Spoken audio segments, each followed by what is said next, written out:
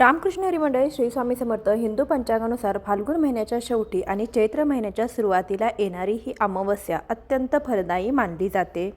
यंदा फाल्गुन अमावस्येची सुरुवात ही 18 मार्च 2026 बुधवार या दिवशी सकाळी 8:25 सुरू होत असून दुसऱ्या दिवशी गुरुवार 19 मार्च 2026 या दिवशी सकाळी 6:53 असणार आहे। 18 मार्च या दिवशी अमावस्याची आहे, तर ती संपूर्ण दिवस असल्यामुळे आपल्याला 18 मार्च या दिवशी अमावस्या साजरी करायची आहे आणि 19 मार्चला सकाळी आपल्याला 6:53 नंतर गुढीपाडव्याचा सण साजरा करायचा आहे। दारोदारी गुढी ही उभारायची आहे। 18 मार्च 2026 रोजी सुरू होणारी ही दर्श अमावस्या पितरांच्या आत्मशांतीसाठी आणि घराण्यातील दोष दूर करण्यासाठी सर्वोच्च तिथी मानली जाते। या दिवशी गंगा स्नान आणि दान धर्माला विशेष महत्त्व दिलं जातं। ज्यांच्या कुंडलीतील पितृदोष आहे किंवा ज्यांच्या घरात वारंवार कलह आणि आर्थिक चणचण जाणवते त्यांच्यासाठी हा दिवस नशिबाचे टाळे उघडणारा ठरू शकतो। अमावस्येच्या दिवशी पितृदोष दूर करण्यासाठी 2 अत्यंत सोपे उपाय महत्त्वाचे मानले जातात। पहिला उपाय म्हणजे तर्पण आणि पिंडदान। या दिवशी सकाळी लवकर उठून स्नान उरकून दक्षिण दिशेला तोंड करून पितराच्या नावाने काळे तीळ आणि पाणी अर्पण करावे। यामुळे पितर तृप्त होतात आणि कुटुंबाला आशीर्वाद देत असतात। दुसरा उपाय म्हणजे पिंपळाच्या झाडाची पूजा। पिंपळाच्या झाडामध्ये देवांचा आणि पितरांचा वास असतो असं मानलं जातं। अमावस्येला पिंपळाच्या मुळाशी दूध मिश्रित जल अर्पण करून मोहरीच्या तेलाचा दिवा लावल्याने आयुष्यातील अडथळे दूर होऊन लक्ष्मी माता ही प्रसन्न होत असते। अमावस्येच्या दिवशी दान केल्याने दानाचे फळ हे अनेक पटीने वाढत असते। पितृदोषाच्या निवारणासाठी या दिवशी काळे तीळ, 7 धान्ये, पांढरे वस्त्र आणि जोडे दान करणं अत्यंत शुभ मानलं जातं। या दिवशी गरीब किंवा गरजू व्यक्तीला अन्नाचे दान केल्याने पितरांचा आशीर्वाद मिळतो। शक्य असल्यास गरिबांना गूळ आणि हरभरा डाळ दान करा। असं मानलं जातं की या वस्तूंच्या दानामुळे घरातील नकारात्मक ऊर्जा ही नष्ट होते आणि रखडलेली कामे ही मार्गी लागतात।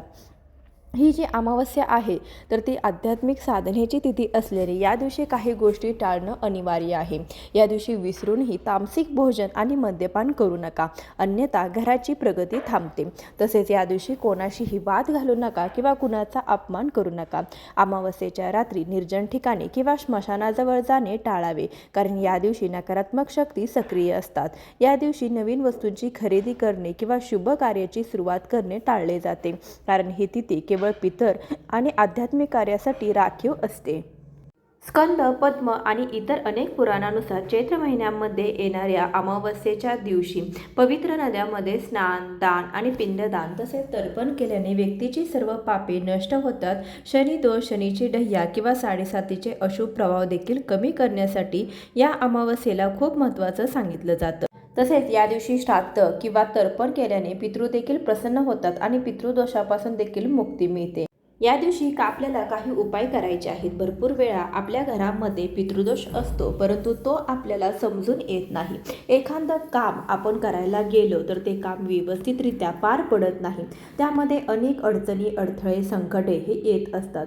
तसेच आपल्या मुलांचे विवाह देखील वेळेवरती जुळून येत नाहीत। घरामध्ये संतान प्राप्ती होत नसेल, घरामध्ये पैसा हा स्थिर राहत नसेल, तर समजून जावे की आपल्या घरामध्ये देखील पितृदोष आहे। आता अगदी पितृदोष असला किंवा नसला तरी देखील तुम्हाला या अमावस्येच्या दिवशी पितरांसाठी ही सेवा करायची आहे। त्यामुळे आपल्या घरामध्ये जी काही इडापिडा आहे तर ती देखील दूर होत असते। नजरबाधा असेल तर ती देखील संपत असते। आपल्या घरामध्ये देखील नकारात्मक ऊर्जा असते आणि आपण जर आपल्या घरावरती पितरांचा जर आशीर्वाद असेल तर आपल्याला कोणतेही कामामध्ये अडचणी देखील येत नाही। तसेच आपल्या घरामध्ये पैसा देखील स्थिर राहत असतो। त्यामुळे या दिवशी काही उपाय जरूर करावे। तर कोणते उपाय करावे तर हे जाणून घेऊया। त्या अगोदर तुम्ही चॅनलवरती नवीन असाल तर नक्कीच चॅनलला सबस्क्राईब करा, व्हिडिओला लाईक करून कमेंटमध्ये श्री स्वामी समर्थ किंवा हर हर महादेव लिहायला विसरू नका। आता या अमावस्येच्या दिवशी आपल्याला दहीभाताचा उपाय करायचा आहे। हा उपाय आपल्याला संध्याकाळी करायचा आहे, पण त्या अगोदर सकाळपासून घरामध्ये काही कामे आपल्याला करायची आहेत। आता आपला जो उंबरठा आहे तर त्या उंबरठ्यावरती आपल्याला थोडंसं पाणी शिंपडायचं आहे, कारण की अमावस्येच्या तिथीला आपले पूर्वज पृथ्वीवरती येत असतात असं म्हटलं जातं आणि आपण जर त्यांच्यासाठी काही सेवा केल्या तर ते नक्कीच तृप्त होत असतात आणि आपल्याला शुभ आशीर्वाद हे देत असतात। त्यामुळे जर आपण आपल्या या दिवशी उंबरठ्यावरती व उंबरठ्याच्या दोन्ही बाजूला शुद्ध जल शिंपडलं तर घरामध्ये गंगाजल असेल तर ते थोडंसं शिंपडा किंवा तुम्ही गंगाजल, गोमूत्र तुम्ही उंबरठ्यावरती टाकू शकता किंवा घरामध्ये जे साधं पाणी आहे तर ते किंवा तुम्ही हळदीचं पाणी देखील उंबरठ्यावरती टाकू शकता।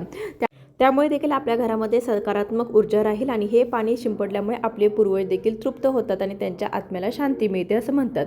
त्यामुळे असं पाणी तुम्ही उंबरठ्याच्या दोन्ही बाजूला आणि उंबरठ्यावरती शिंपडायचे. तसेच आपल्याला जो काही आपला मुख्य दरवाजा आहे तो दरवाजा देखील स्वच्छ करून घ्यायचा आहे. त्यावरती देखील आपल्याला स्वस्तिक हे चिन्ह काढायचं आहे. हळदीमध्ये 2 थेंब गोमूत्र टाकायचं आहे आणि त्या ओल्या हळदीने आपल्याला मुख्य दरवाजावरती स्वस्तिक हे चिन्ह काढायचं आहे. त्यामुळे आपल्या घरामध्ये शुभ कार्य जे आहे तर ते होत असतं. कोणत्याही कामामध्ये अडचणी अडथळे हे येत नाहीत आणि स्वस्तिक हे शुभतेचं प्रतीक सुद्धा आहे.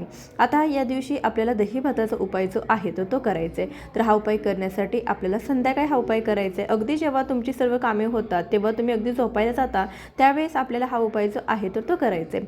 अगोदर आपल्या घरामध्ये सर्व काही जी कामे असतील तुमची नेहमीची कामे तर ती उरकून घ्यायची आहेत. त्यानंतर आपण हा उपाय जो आहे तर संध्याकाळी झोपायच्या अगोदर करायचा आहे. तर हा उपाय करण्यासाठी आपल्याला थोडासा भात शिजवायचा आहे.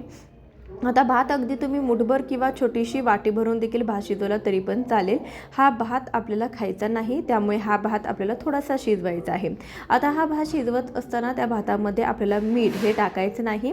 आपल्याला भात शिजवताना तो अळणी भात शिजवायचा आहे, कारण की भात हा आपण पितरांना देणार आहोत. भात शिजवल्यानंतर हा भात आपल्याला थोडासा थंड होऊन द्यायचा आहे. तुम्हाला तुमच्या घरामध्ये पुठ्ठा असेल, एखादा कागद असेल किंवा पत्रावळी असेल तर तिच्यावरती तुम्हाला हा भात जो आहे तर तो काढायचा आहे किंवा आपण एखादी प्लेट देखील ठेवू शकतो. परंतु हा भात आपल्याला घराबाहेर ठेवायचा आहे. जर प्लेटमध्ये असा भात आपण ठेवला तर परत ती प्लेट आपण घेऊन येऊ शकत नाही किंवा ती वापरू शकत नाही. त्यामुळे शक्यतो तरी तुम्ही एखादा जाड पुठ्ठा, पत्रावळी एखाद्या कागदावरती किंवा जी पत्रावळीची किंवा छोटीशी प्लेट मिळते कागदाची तिथे त्याच्यावरती तुम्ही ठेवू शकता किंवा केळीचं पान असेल तर त्या केळीच्या पानावरती देखील तुम्ही हा भात आवर्जून काढू शकता. हा भात आपल्याला केळीच्या पानावरती किंवा पुठ्यावरती काढल्यानंतर त्यावरती 2 चमचे दही आपल्याला त्या भातावरती टाकायचं आहे. दही टाकत असताना आपण ओम पितृदेवताय नमो नमः, ओम पितृदेवताय नमो नमः या मंत्राचा सतत जप करायचा आहे. त्यानंतर त्या भातावरती थोडंसं काळे तीळ जे आहे तर ते टाकायचे आहेत. त्या भातावरती हळदी कुंकू देखील अर्पण करायचं आहे. पहिल्यांदा घरामध्ये दक्षिण दिशेला आपण हा भात जो आहे तर तो ठेवायचा. एखाद्या टेबलावरती तुम्ही ठेवू शकता किंवा खुर्चीवरती ठेवला तरी सुद्धा चालेल. आपल्या पूर्वजांचं स्मरण करायचं आहे. मग तुम्हाला पूर्वजांची नावं माहीत असतील तर त्यांची नावं देखील तुम्ही घेऊ शकता किंवा तुम्ही ओम पितृदेवताय नमो नमः, ओम पितृदेवताय नमः या मंत्राचा जप केला तरी सुद्धा चालेल. तर आता आपल्याला आपल्या पूर्वजांकडे माफी मागायची आहे. आपल्याला म्हणायचं आहे की माझ्याकडून किंवा घरातील छोट्या मोठ्याकडून जर तुमची सेवा झालेली नसेल तर त्यांना माफ करावे. इथून पुढे माझ्याकडून जशी होईल तशी मी सेवा तुमची करण्याचा नक्कीच प्रयत्न करेन. तुमचा आशीर्वाद हा आमच्यावरती सदैव असू द्या. त्यानंतर तुमची जी काही मनोकामना आहे तर ती मनोकामना देखील तुम्हाला पितृदेवतासमोर बोलून दाखवायची आहे.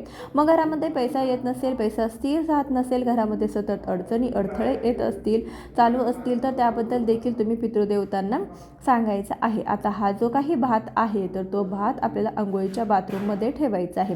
पण एक गोष्ट लक्षात ठेवायची आहे की भात ठेवल्यानंतर तिथे कोणीही जाता कामा नये याची काळजी आपल्याला घ्यायची आहे. मग अगोदरच तुम्ही तुमचं अंघोळीचं बाथरूम जे आहे तर ते स्वच्छ करून घ्यायचं आहे, कोरडं करून घ्यायचं आहे. त्यामध्ये पाणी नसावं. तसेच आता हा भात आपल्याला अंघोळीच्या बाथरूममध्ये ठेवायचा आहे. अगदी जिथे पाणी जाण्याची जागा असते तिथे ठेवला तरी सुद्धा चालेल, कारण की तिथे आपल्या पूर्वजांचा वास असतो असं म्हटलं जातं. त्यामुळे आपल्याला भात जो आहे तर तो तिथे ठेवायचा आहे. अगदी बाथरूममध्ये तुम्ही खिडकीजवळ ठेवला भात तरीसुद्धा चालेल. मग आपल्याला जो दरवाजा आहे तर तो बंद करून घ्यायचा आहे. त्यानंतर बाथरूममध्ये कोणीही जाणार नाही याची काळजी आपल्याला घ्यायची आहे. त्यासाठी संध्याकाळी उशिरा हा उपाय करा म्हणून मी अगोदर तुम्हाला सांगितलेलं आहे. हा उपाय करत असताना आपल्याला कोणी रोखणार नाही, टोकणार नाही याची काळजी देखील आपल्याला घ्यायची आहे. कारण की घरामध्ये लहान मुलं असतात, आपण एखादी गोष्ट करायला लागले तर ते विचारतात तुम्ही काय करताय. त्यासाठी आपल्याला अगोदरच त्यांना सांगून ठेवायचं आहे. हा भात बाथरूममध्ये ठेवल्यानंतर आपण झोपी जायचं आहे आणि दुसऱ्या दिवशी सकाळी उठल्यानंतर आपल्याला पहिल्यांदा आपल्या अंघोळीच्या बाथरूममध्ये जायचं आहे. हा बाथरूममध्ये गेल्यानंतर तुमच्या घराच्या बाहेर हा भात घेऊन तुम्हाला जायचं आहे. शक्यतो घराच्या दक्षिण दिशेकडे तुम्ही जावे. एखाद्या ठिकाणी तुम्हाला हा भात जो आहे तो ठेवून द्यायचा आहे. जिथे मग रिकामी जागा असेल अशा ठिकाणी तुम्ही हा भात ठेवा, जेणेकरून एखादा कुत्रा असेल, गाय असेल, कोणताही एखादा पशुपक्षी असेल, किड्या मुंग्या असतील तर ते हे भात जे आहे तर ते खाऊन जातील, हा वाया जाणार नाही याची काळजी देखील आपल्याला घ्यायची आहे. अगदी तुम्ही अडगळीच्या ठिकाणी ठेवला तरी सुद्धा तो तसाच राहील, त्यापेक्षा तुम्हाला जिथे एखादा पक्षी पशु येईल अशा ठिकाणी तुम्हाला हा भात जो आहे तर तो ठेवायचा आहे. आता हा भात आपण ठेवला तेव्हा आपण कोणासोबतही ठेवायला जातो तेव्हा आपण कोणासोबतही बोलायचं नाही. तसेच भात ठेवून येतो तरी देखील आपल्याला कोणासोबत बोलायचं नाही. मग कोणी रोखणार नाही, टोकणार नाही याची काळजी आपल्याला स्वतःला घ्यायची. शक्यतो तुम्ही सकाळी लवकरच हा उपाय करा, म्हणजे हा उपाय नक्कीच फळदायी ठरेल. आपल्याला भरपूर वेळा असं वाटतं की हा उपाय करत आपण आहोत, मग कोणी बघितलं तर काय म्हणेल. खरं तर प्रत्येक व्यक्ती काही ना काही उपाय हा करत असतो, परंतु याबद्दल कोणी कोणाला सांगत नाही. कारण प्रत्येकाला वाटतं की आपल्या घरामध्ये पितृदोष हा नसावा, घरातील इडापिडा जी आहे तर ती दूर व्हावी. आता आपण हा भात ठेवून आल्यानंतर घरामध्ये आल्यावरती आपल्याला हातपाय तोंड स्वच्छ धुवून घ्यायचं आहे. जर तुमच्या घराबाहेर जर जागा असेल तर बाहेरूनच तुम्ही पाय धुवून आत या आणि आल्यानंतर सरळ तुम्हाला बाथरूममध्ये जाऊन अंघोळ करायची आहे. त्यानंतरच तुम्ही देवपूजा तुमची जी काही कामे असेल ती करायचे. परंतु आल्या आल्या आपल्याला पाय धुवायचे आहेत आणि आपल्याला बाथरूममध्ये जाऊन संपूर्ण अंघोळ करून घ्यायची आहे. त्यानंतर तुम्ही नित्याची कामे तुमची जी आहेत तर ती तुम्हाला करायची. तर हा उपाय कोण करू शकतं? घरातील कोणत्याही व्यक्तीने हा उपाय केला तरी पण चालेल. ताई दादा हा उपाय करू शकतात. फक्त मासिक धर्म असेल किंवा सुतक असेल तर या काळामध्ये तेवढं आपल्याला हा उपाय जो आहे तर तो करता येणार नाही.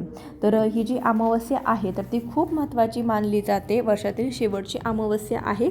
त्यासोबतच या अमावस्येला बरेचसे बदल देखील घडत असतात. त्यासाठी या अमावस्येला तुम्ही ही जी उपाय आहे साधा सोपा तो नक्की करून पहा. व्हिडिओ कसा वाटला कमेंटद्वारे कळवा. चॅनलवरती नवीन असाल तर सबस्क्राईब करा. भेटूया अशाच एखाद्या व्हिडिओसोबत. तोपर्यंत खूप खूप धन्यवाद. श्री स्वामी समर्थ.